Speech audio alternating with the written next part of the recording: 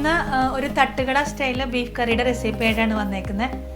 വളരെ എളുപ്പത്തിൽ നമുക്ക് ചെയ്യാം ഇത്. കാരണം നമ്മളിതെല്ലാം കുക്കറിൽ തന്നെയാണ് ചെയ്യുന്നത്. കുറച്ച് ഗ്രേവിയോട് കൂടിയിട്ടൊരു കറി. അപ്പോൾ നമുക്കിത് എങ്ങനെയാണ് ചെയ്യുന്നതെന്ന് നോക്കാം. ഞാനിപ്പോൾ ഇവിടെ ഒരു 3/4 കിലോ ബീഫാണ് എടുത്ത് വെച്ചേക്കുന്നത്. നന്നായിട്ട് കഴുകി ചെറിയ കഷ്ണങ്ങളായിട്ട് നുറുക്കി നന്നായിട്ട് കഴുകി വാരി എടുത്ത് വെച്ചിട്ടുണ്ട്. പിന്നെ കുറച്ച് സബോള, അതുപോലെ കുറച്ച് ഇഞ്ചി, വെളുത്തുള്ളി ഇതെല്ലാം എടുത്ത് വെച്ചിട്ടുണ്ട്. നമ്മളിതെല്ലാം കൂടെ കുക്കറിലിട്ടാണ് ചെയ്യുന്നത്. നമുക്ക് എളുപ്പമാണ്. അപ്പോൾ നമ്മൾ കുക്കറിൽ ആദ്യം വേവിച്ചു, പിന്നെ രണ്ടാമത് സബോളയൊക്കെ വഴറ്റി, അതിൻ്റെ ആവശ്യമില്ല. കുക്കറിൽ തന്നെ നമ്മളെല്ലാം ചെയ്യുന്നത്. അപ്പോൾ നമുക്ക് എങ്ങനെയാണ്, ഇവിടെ കുക്കർ അടുപ്പത്ത് വെച്ച് ചൂടായ കുക്കറിലേക്ക് ഒരു 2 ടേബിൾ സ്പൂൺ വെളിച്ചെണ്ണ ഒഴിച്ചു കൊടുത്തിട്ടുണ്ട്. ഇനി നമ്മൾ ആദ്യം ഇതിനകത്തേക്ക് ഇട്ട് കൊടുക്കാൻ പോകുന്നത് ഇഞ്ചിയും വെളുത്തുള്ളിയും ചതച്ചതാണ്. അപ്പോൾ ഞാനിവിടെ ഒരു മീഡിയം സൈസ് ഇഞ്ചിയും അതുപോലെ തന്നെ ഒരു വലിയ 6 വെളുത്തുള്ളിയും എടുത്ത് നന്നായിട്ട് ചതച്ചെടുത്തിട്ടുണ്ട്. ഇനി നമുക്ക് ഇത് ആദ്യം വെളിച്ചെണ്ണയിലേക്ക് ഇട്ട് ഇതിൻ്റെ പച്ചമണം മാറുന്നവരെ നന്നായിട്ടൊന്ന് മൂപ്പിച്ചെടുക്കാം.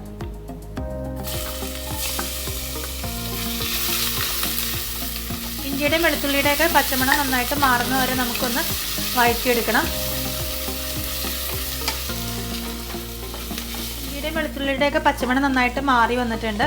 ഇനി നമുക്ക് ഇതിനകത്തേക്ക് എടുത്തു വെച്ചിരിക്കുന്ന സബോള എടുക്കാം. ഞാനിപ്പോൾ ഇവിടെ ഒരു 3 മീഡിയം സൈസ് സബോളയാണ് കനം കുറച്ച് ചെറുതായിട്ട് അരിഞ്ഞു വെച്ചിരിക്കുന്നത്. ഇത് നമുക്ക് ഇട്ട് കൊടുക്കാം. കുറച്ച് കറിവേപ്പിലയും കൂടെ നമുക്ക് ഇട്ട് കൊടുക്കാം. കുറച്ച് ഉപ്പ് കൂടെ, സബോളയൊക്കെ പെട്ടെന്നൊന്ന് വഴറ്റി കിട്ടാനായിട്ട് നമുക്ക് കുറച്ച് ഉപ്പ് ഇട്ട് കൊടുക്കുകയാണ്. ഇനി ഇത് നന്നായിട്ട് വഴറ്റിയെടുക്കാം. നമുക്ക് സബോള നന്നായിട്ടൊരു ലൈറ്റ് ബ്രൗൺ കളർ ആവുന്ന വരെ നമുക്കൊന്ന് വഴറ്റിയെടുക്കണം. വെളിച്ചെണ്ണ കുറവായിട്ട് തോന്നുന്നുണ്ടെങ്കിൽ ഒരു 1/2 ടേബിൾ സ്പൂണൊക്കെ വെളിച്ചെണ്ണയും കൂടെ ഒഴിച്ചു കൊടുക്കുക. ഞാനിപ്പോൾ വെളിച്ചെണ്ണയാണ് യൂസ് ചെയ്തേക്കുന്നത്. വെളിച്ചെണ്ണ ഇല്ലെങ്കിൽ മാത്രം നിങ്ങൾ വേറെ ഏതെങ്കിലും ഓയിൽ യൂസ് ചെയ്യുക. വെളിച്ചെണ്ണയിൽ യൂസ് ചെയ്യുമ്പോഴാണ് നമുക്ക് നല്ല കറികൾക്ക് കുറച്ചുകൂടെ ടേസ്റ്റ് ഉണ്ടാവുക. നന്നായിട്ട് ഇതൊന്ന് ബ്രൗൺ കളർ ആവണ വരെ നമുക്കൊന്ന് വെയിറ്റ് ചെയ്യാം. നമുക്ക് സബോള ഒന്ന് റെഡിയായി വരുമ്പോഴത്തേക്കും നമുക്ക് ഇതിലേക്ക് ആവശ്യമായിട്ടുള്ള നമ്മുടെ മസാല ഒന്ന് റെഡിയാക്കാം. അപ്പം ഞാനൊരു മിക്സിയുടെ ജാറിലേക്ക് പൊടികളൊക്കെ ഇട്ട് കൊടുത്തിട്ടുണ്ട്.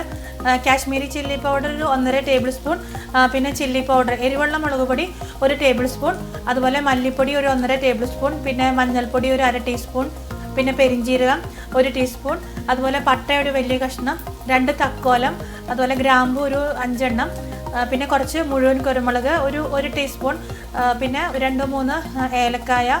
ഇത്രയെല്ലാം ഞാൻ ഈ മിക്സിയുടെ ജാറിലേക്ക് ഇട്ട് കൊടുത്തിട്ടുണ്ട്. ഇതിൽ നിങ്ങളുടെ അളവൊക്കെ ഇതിൽ നിങ്ങൾക്ക് വേണമെങ്കിൽ മാറ്റം വരുത്താം കേട്ടോ. എരിവനുസരിച്ചിട്ട് കുരുമുളകിൻ്റെയും അതുപോലെ തന്നെ മുളക് പൊടിയുടെയൊക്കെ അളവുകൾ നിങ്ങൾക്ക് മാറ്റം വരുത്താം. ഇതിൻ്റെ കൂടെ തന്നെ ഞാൻ ഒരു ചെറിയ കഷ്ണം ഇഞ്ചിയും അതുപോലെ തന്നെ ഒരു 2 വലിയ വെളുത്തുള്ളിയും കൂടെ ഇതിൻ്റെ കൂടെ ഇട്ടിട്ട് നമുക്കിത് നന്നായിട്ടൊന്ന് മസാലയെല്ലാം ഞാൻ നന്നായിട്ട് അരച്ചു കൊണ്ടുവന്നിട്ടുണ്ട്. ഇനി നമുക്ക് സബോള നന്നായിട്ടൊന്ന് ബ്രൗൺ കളറായി വാടി കിട്ടിയിട്ടുണ്ട്. ഇതിനകത്തേക്ക് നമ്മൾ ഈ അരച്ചു കൊണ്ടുവന്ന മസാല നമുക്ക് ഇട്ട് കൊടുക്കാം.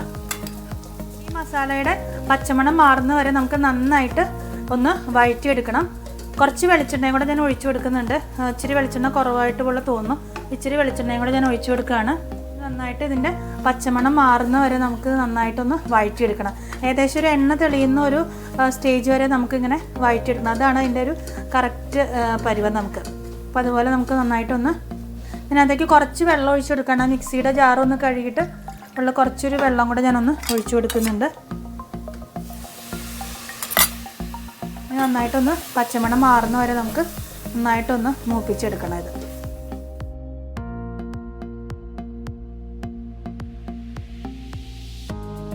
പൊടികളുടെ പച്ചമണമൊക്കെ നന്നായിട്ട് മാറിയ ശേഷം ഞാനിപ്പോൾ ബീഫ് ഇട്ട് കൊടുത്തിട്ടുണ്ട്. ബീഫ് ഇട്ട് കൊടുത്ത് നന്നായിട്ടൊന്ന് മിക്സ് ചെയ്ത് വെച്ചിട്ടുണ്ട്. അപ്പോൾ ആ ബീഫ് ഇടുന്ന വീഡിയോ എൻ്റെ ഇത് മിസ്സായിപ്പോയി.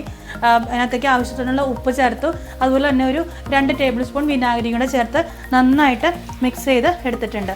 ഇനി നമുക്ക് ഇതിനകത്തേക്ക് ഒരു 1/4 ഗ്ലാസ് വെള്ളം കൂടെ ചേർത്തിട്ട് അടച്ച് വെച്ച് വേവിച്ചെടുക്കാം. അപ്പോൾ ഞാൻ ബീഫ് ഇട്ടതിന് ശേഷം ഇപ്പോൾ ഒരു 2-3 മിനിറ്റ് ആയിട്ടുണ്ട്. ഞാനിങ്ങനെ തന്നെ വെച്ച് നന്നായിട്ടൊന്ന് മിക്സ് ചെയ്തുകൊണ്ടിരുന്നു. ഇതിനകത്തേക്ക് ഞാനൊരു 1/4 ഗ്ലാസ് വെള്ളം ഒഴിച്ചു കൊടുക്കുകയാണ്. ഇനി നമുക്കിത് അടച്ച് വെച്ചിട്ട് നന്നായിട്ടൊന്ന് വേവിച്ചെടുക്കാം. ഇപ്പോൾ എനിക്കിവിടെ കിട്ടുന്ന ബീഫ് അതിനധികം വേവില്ല. ഒരു 2-3 വിസിലിന് ഇത് വെന്ത് കിട്ടും. അപ്പോൾ ഞാനൊരു 2 വിസിൽ വെച്ചിട്ട് അത് കഴിയുമ്പോൾ ഒന്ന് നോക്കിയിട്ട് പിന്നെ വേവ് കുറവുണ്ടെങ്കിൽ നമുക്ക് വീണ്ടും ഒരു വിസിലും കൂടെ അടുപ്പിക്കും. അപ്പോൾ നിങ്ങളുടെ കയ്യിലുള്ള ബീഫിൻ്റെ വേവ് എങ്ങനെയാണെന്ന് വെച്ചാൽ അതനുസരിച്ചിട്ട് വേവിച്ചെടുക്കുക. വെന്ത് ഉടഞ്ഞു പോവാതിരിക്കാനായിട്ട് ശ്രദ്ധിക്കുക. അപ്പോൾ ഞാനിനി ഇത് അടച്ച് വെച്ചിട്ട് നമുക്കിത് വേവിച്ചെടുക്കാം. അപ്പോൾ ബീഫ് നന്നായിട്ട് വെന്ത് കിട്ടിയിട്ടുണ്ട്. ഞാനൊരു 2 വിസിൽ അടിച്ചിട്ട് നോക്കുമ്പോൾ വെന്തിട്ടുണ്ടായിരുന്നില്ല. അപ്പോൾ ഒരു വിസിലും കൂടെ അടുപ്പിച്ചു. കറക്റ്റായിട്ട് നമുക്ക് വെന്ത് കിട്ടിയിട്ടുണ്ട്. ഉടഞ്ഞൊന്നും പോവാതെ കഷ്ണങ്ങളായിട്ട് തന്നെ. ഇനി നമ്മൾ ചെറിയ തീയിൽ ഒരു 10 മിനിറ്റെങ്കിലും ചെറിയ തീയിൽ നമ്മളിത് ഒന്നും കൂടെ ഒന്ന് കുക്ക് ചെയ്തെടുക്കണം. അപ്പോൾ നന്നായിട്ട് എണ്ണയൊക്കെ തെളിഞ്ഞ് നല്ല കറക്റ്റ് ടേസ്റ്റിൽ നമ്മളൊരു 10 മിനിറ്റെങ്കിലും ഒരു ചെറിയ തീയിൽ ഇതൊന്ന് ഇട്ട് കൊടുത്തേക്കാം. അപ്പോൾ ഞാൻ ഇതിനകത്തേക്ക് ഒരു 1/4 ടീസ്പൂൺ കായത്തിൻ്റെ പൊടി ഇട്ട് കൊടുക്കുന്നുണ്ട്. നന്നായിട്ടൊന്ന് മിക്സ് ചെയ്യാണ്. കായത്തിൻ്റെ പൊടി ഒരു 1/4 ടീസ്പൂൺ കായപ്പൊടി ഇട്ട് കൊടുത്തിട്ട് നന്നായിട്ടൊന്ന് മിക്സ് ചെയ്തു. ഇനി നമുക്കിതൊരു 10 മിനിറ്റെങ്കിലും ഒരു ചെറിയ തീയിൽ എണ്ണ തെളിയുന്ന ഒരു സ്റ്റേജ് വരെ നമുക്കൊന്ന് ചെറിയ തീയിൽ ഒന്നും കൂടെ ഒന്ന് കുറച്ച് നമ്മൾ ചെറിയ തീയിൽ ഇട്ട് കൊടുത്തിട്ട് കുറച്ച് നേരമായി. ഇപ്പോൾ അത്യാവശ്യം ചാറൊക്കെ നന്നായിട്ട് കുറുകി നന്നായിട്ട് ഇതായിട്ട് വന്നിട്ടുണ്ട്. അപ്പോൾ നിങ്ങൾക്ക് ഇത്ര ഗ്രേവിയിൽ വേണമെങ്കിൽ നമുക്ക് ഇപ്പോൾ ഇതെടുക്കാം കേട്ടോ. ഈ ഒരു സ്റ്റേജിൽ നമുക്ക് എടുക്കാം. ഇനി കുറച്ചും കൂടെ നന്നായിട്ട് ഗ്രേവി ഒന്ന് വറ്റി വരണം, നന്നായിട്ടൊന്ന് ഇതിൽ ഡ്രൈ ആവണമെങ്കിൽ കുറച്ച് നേരം കൂടെ ഇതുപോലെ ചെറിയ തീയിൽ നമുക്ക് ഇട്ട് കൊടുത്താൽ മതി. ഇടയ്ക്കിടയ്ക്ക് നന്നായിട്ടൊന്ന് ഇളക്കി കൊടുത്തുകൊണ്ടിരുന്നാൽ മതി. അപ്പോൾ ഞാൻ ഈ ഒരു സ്റ്റേജിൽ ഞാൻ എടുക്കുകയാണ്. നമുക്ക് ചപ്പാത്തിക്കൊക്കെ പറ്റിയ ഒരു ഗ്രേവി ഉള്ളൊരു കറിയായിട്ട്. അപ്പോൾ ഇപ്പോൾ കണ്ട ഏകദേശം നന്നായിട്ട് ആയിട്ടുണ്ട്. ഇനി ഞാൻ ഈ സമയത്ത് അവസാനമായിട്ട് ഇതിനകത്തേക്ക് കുറച്ച് കറിവേപ്പില, ഫ്രഷായിട്ട് കുറച്ച് കറിവേപ്പിലയും അതുപോലെ തന്നെ കുറച്ച് കുരുമുളക് പൊടിയൊക്കെ എരിവ് അനുസരിച്ച് നോക്കിയിട്ട് ഇട്ട് കൊടുത്താൽ മതി. അത്യാവശ്യം എരിവുള്ളൊരു കറിയാണ്. ഞാൻ കുറച്ച് കുരുമുളക് പൊടിയും കൂടെ ലാസ്റ്റ് ഇട്ട് കൊടുക്കുകയാണ്. നന്നായിട്ടൊന്ന് ഇളക്കുക. കറി നമ്മുടെ ബീഫ് കറി റെഡി ആയിട്ടുണ്ട്. തട്ടുകട സ്റ്റൈല് ബീഫ് കറി ഗ്രേവിയോട് കൂടിയിട്ട് നല്ല അത്യാവശ്യം എരിവൊക്കെ ഉള്ളൊരു കറി. അപ്പോൾ ഞാൻ ഈ ഒരു സ്റ്റേജിൽ ഈ ഒരു പരുവത്തിൽ എടുക്കുക കേട്ടോ. ഒത്തിരി ഗ്രേവി ഉള്ളൊരു കറിയായിട്ട് ഞാൻ എടുക്കുകയാണ്.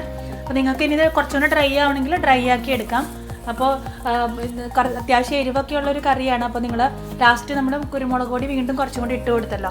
അപ്പോൾ എരിവൊക്കെ നിങ്ങളുടെ ടേസ്റ്റിനനുസരിച്ചിട്ടൊക്കെ മാറ്റം വരുത്തുക. കാരണം നമ്മൾ ആദ്യം മുളക് പൊടിയും കാശ്മീരി ചില്ലി പൗഡറും പിന്നെ മുഴുവൻ കുരുമുളകൊക്കെ ചേർത്തിട്ടുണ്ട്. അപ്പോൾ പൊടികളുടെയൊക്കെ അളവ് നിങ്ങളുടെ ഓരോരുത്തരുടെയും ടേസ്റ്റിനനുസരിച്ചിട്ടൊക്കെ മാറ്റങ്ങൾ വരുത്തിയിട്ട് എല്ലാവരും ഒന്ന് ട്രൈ ചെയ്ത് നോക്കുക. ഇനി ഞാനൊന്ന് സെർവിങ് ബൗളിലേക്ക് മാറ്റിയിട്ട് തട്ടുകട സ്റ്റൈലിലുള്ള ബീഫ് കറി റെഡി ആയിട്ടുണ്ട്. എല്ലാവരും ഒന്ന് ട്രൈ ചെയ്ത് നോക്കുക. അത്യാവശ്യം എരിവൊക്കെ ഉള്ളൊരു കറിയാണ്. അപ്പോൾ ഓരോരുത്തരുടെയും ടേസ്റ്റിനനുസരിച്ചിട്ട് നിങ്ങൾ പൊടികളുടെയൊക്കെ അളവൊക്കെ കുറച്ച് അങ്ങോട്ടും ഇങ്ങോട്ടൊക്കെ മാറ്റങ്ങൾ വരുത്താം. കുരുമുളക് പൊടി ഇടുന്നുണ്ട് നമ്മൾ, അതുപോലെ തന്നെ കാശ്മീരി ചില്ലി പൗഡറും പിന്നെ റെഡ് ചില്ലി പൗഡറൊക്കെ യൂസ് ചെയ്യുന്നുണ്ടല്ലോ. അപ്പോൾ എരിവ് അത്യാവശ്യമുണ്ട്. അപ്പോൾ എല്ലാവരും ഒന്ന് ട്രൈ ചെയ്ത് നോക്കുക. ഇഷ്ടമായാലും ലൈക്ക് ചെയ്യുക, ഷെയർ ചെയ്യുക, കമൻസുകളൊക്കെ അയയ്ക്കുക. പുതിയ വീഡിയോ ആയിട്ട് വീണ്ടും കാണാം. Thank you.